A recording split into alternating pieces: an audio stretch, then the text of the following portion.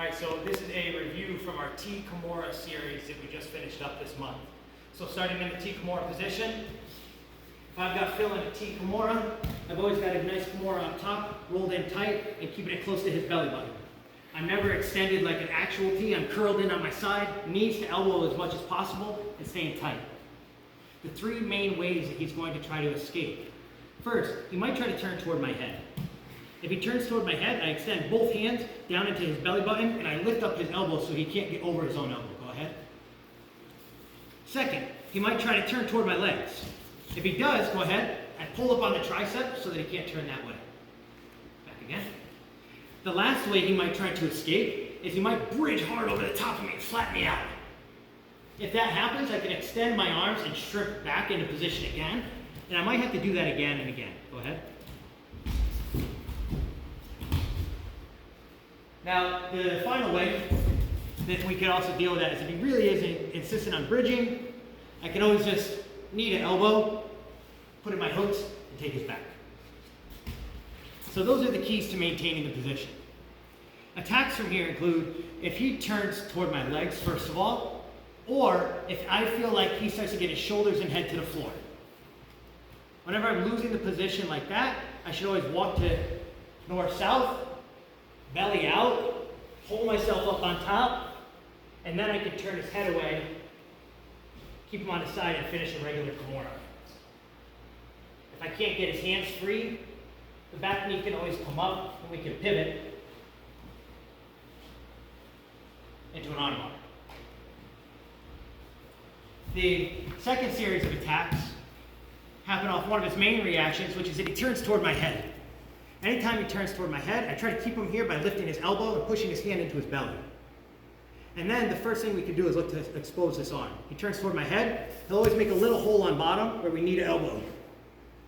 The first way I could get an armbar is by making a high leg escape and using my hamstring to sit him down as my other knee comes up. Second, maybe I can't get his head all the way. I could always just take his shoulder instead. Once I have his shoulder, I can use that also to sit him down. My back leg comes over the top. And then don't stay here. Take your top leg out over his head and finish your armbar. Now, along with the arm bars, we also talked about what happens if he does get to his knees. He goes toward the head, and maybe I make a mistake and let him up to his knees. We can still continue to attack the arm bar, but since he built height, we built height. So we went on our shoulder, built up to a knee, and then we continued to follow it with a Ronda Rousey style arm bar. It could be my shin behind his head or my hamstring in front like before. But now, instead of sitting him down, we just pivoted over the top, came onto our side, and we finished the Ronda Rousey arm bar here. If he were to roll, it was no big deal. We're ready to finish. So the last series of attacks that we did, where instead of the armbar or the Kimura finish, we said that if he turned toward my head, once again, I can always knee to elbow escape.